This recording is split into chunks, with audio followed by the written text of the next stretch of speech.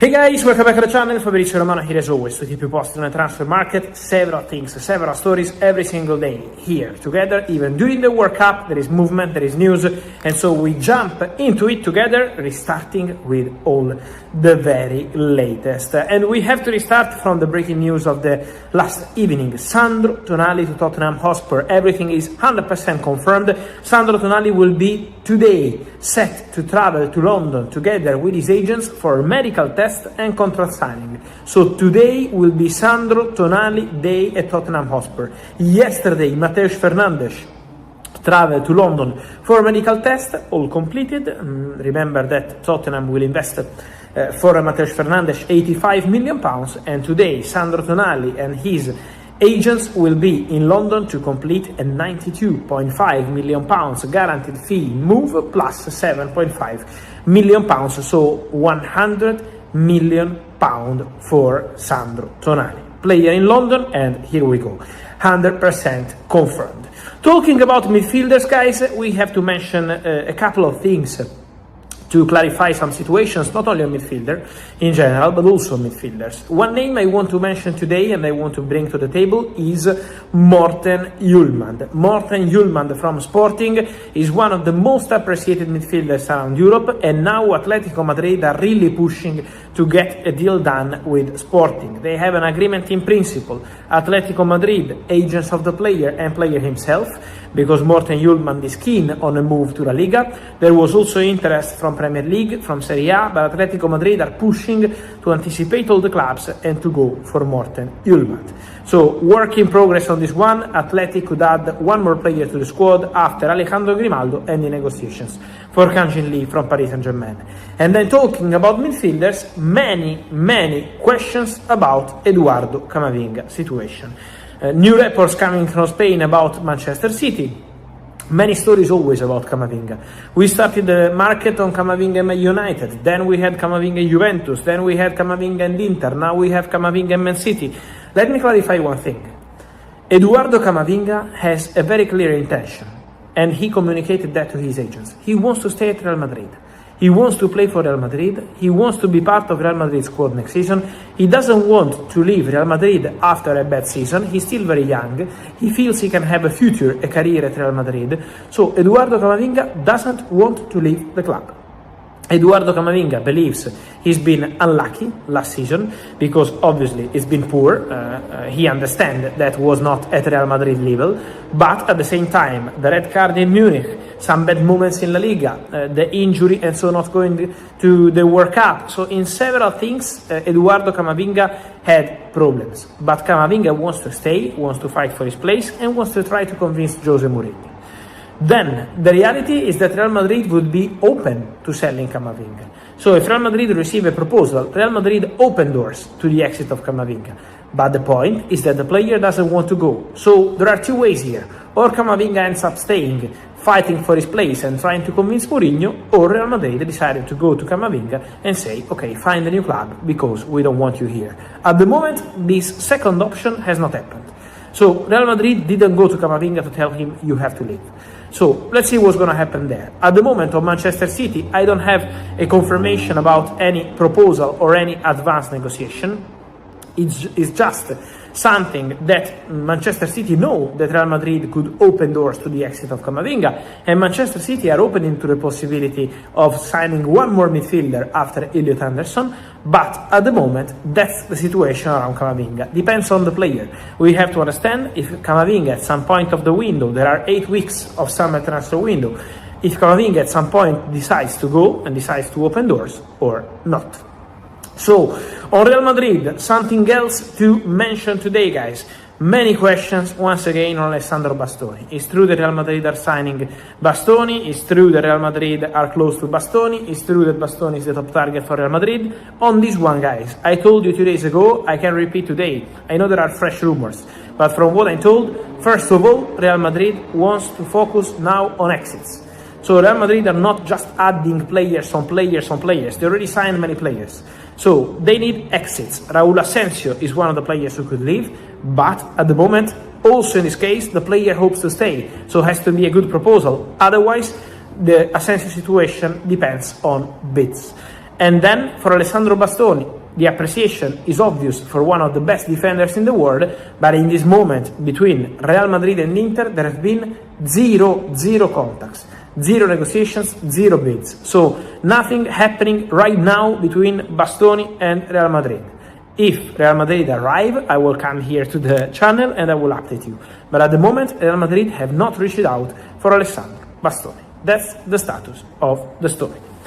Then, as we are talking about Real Madrid, I keep receiving questions on Michael Olise's situation. There are reports from Germany, several stories also on Florentino Perez. They were at an event today, Florentino Perez and the president of Bayern. Someone told Florentino, sign Olise. Florentino was smiling and then said something to the Bayern president.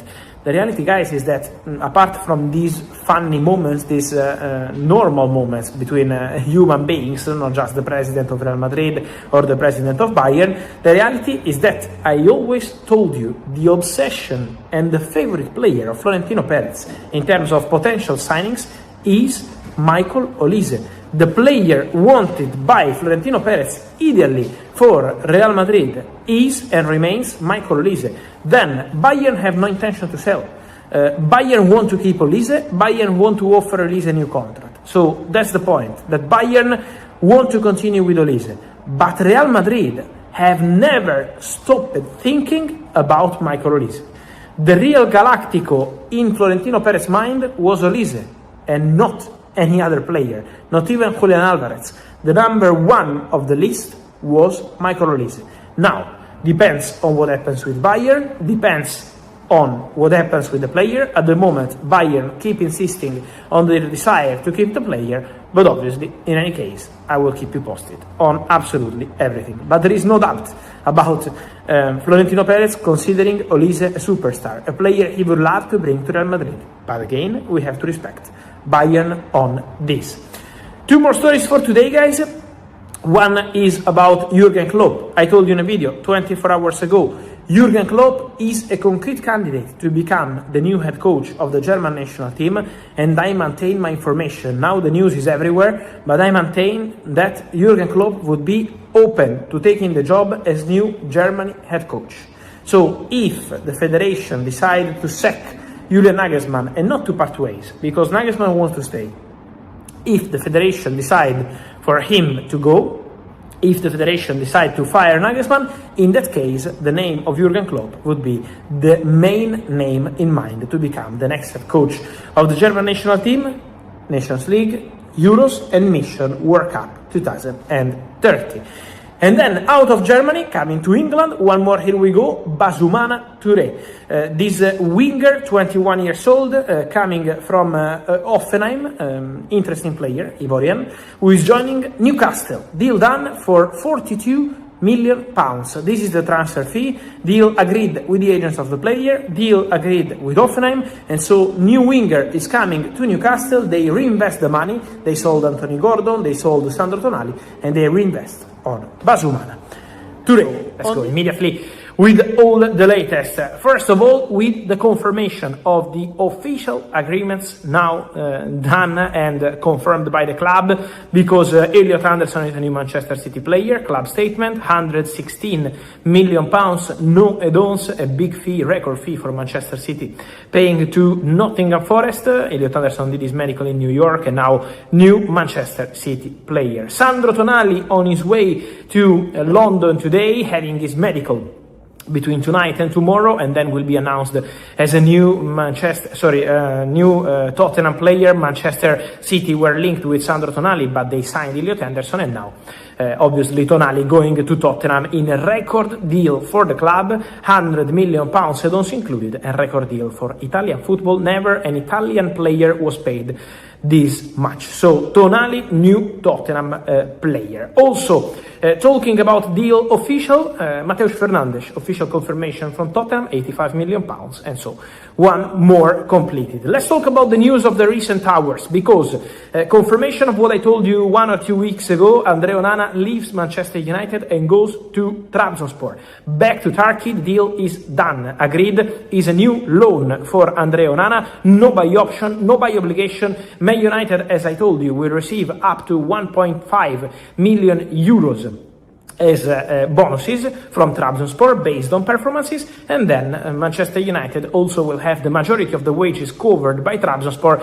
That's not a detail because Onana was on a big salary at Manchester United, and Trabzonspor will put obviously big part of this to keep Andre Onana at the club. So it's over between Onana and Man United for this year, but remember, no buy option, no buy obligation, so officially in any case Onana would return to Manchester United in summer 2027. Talking about young talents, save the name of Jeremy Monga, because Jeremy Monga is one of the best talents in England in this moment, 16 years old, very talented, playing for Leicester City. I told you that Arsenal sent 2 bids to Leicester City to try and get the deal done for Monga. Arsenal were quite optimistic to sign this boy and make him part of their future projects as a talent for the future again. But in this case, when you don't close the deal for over 1 month, be careful. And that's the case also for Jeremy Monga, because Manchester City are hijacking the deal for Jeremy Monga to Arsenal. Manchester City have offered better money to Leicester, an important project to the player. I'm told that Enzo Maresca is also involved in the direct conversation between Monga and Man City. Maresca presented the project, wants Monga to join Man City long-term view, and so keep an eye on Jeremy Monga. Because Manchester City are going very big and they could hijack Arsenal deal.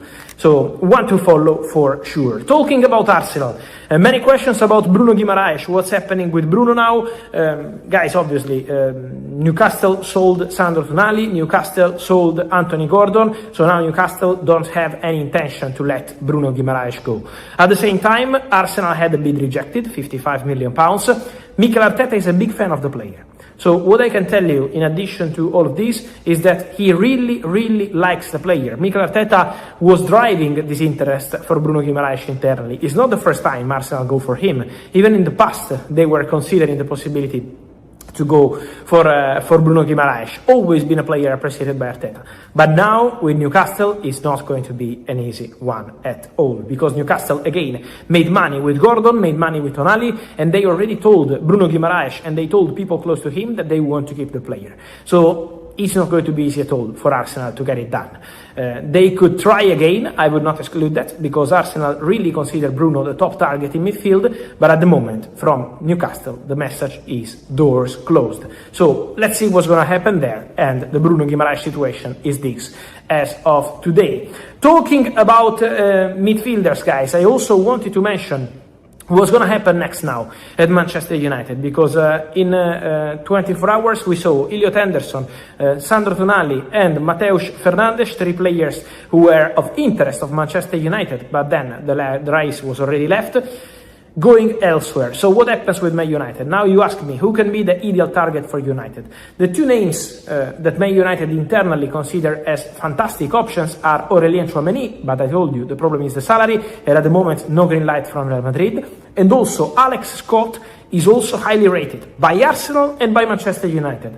Alex Scott has many clubs around him this summer, but Bournemouth insists they want to keep the player and they want to offer him a new contract. Let's see if Bournemouth will be able to keep him, because one thing is to say that, one thing is in the next 2 months resist in case they receive big proposals, but Alex Scott is one of the players considered internally by Arsenal and by Man United. Both clubs like him. At the moment, from Bournemouth is no, he's not leaving. But in case they open doors to an exit for big money, we have to follow these 2 clubs, keen eventually on Alex Scott. Then guys, more to mention on Bournemouth. Deal agreed for Álvaro Rodríguez, former Real Madrid striker. Now what's happening with Álvaro Rodríguez is that Bournemouth have an agreement in place. 25 million euros plus 5 in add-ons, new striker for Marco Rose. Real Madrid make extra money. That's also good news for Bournemouth because they get a very good striker. For Elche, because they receive 25 million euros plus 5. But Real Madrid, same as Victor Munoz, same as Nico Paz, they always have a control on the player. And Real Madrid receive 12.5 million euros plus 2.5 in add-ons for Álvaro Rodríguez. So extra money for Real Madrid. Again, I mentioned Nico and Munoz because this Real Madrid system is showing that they are obviously making good profit and good money. On Nico Paz, there is the buyback clause.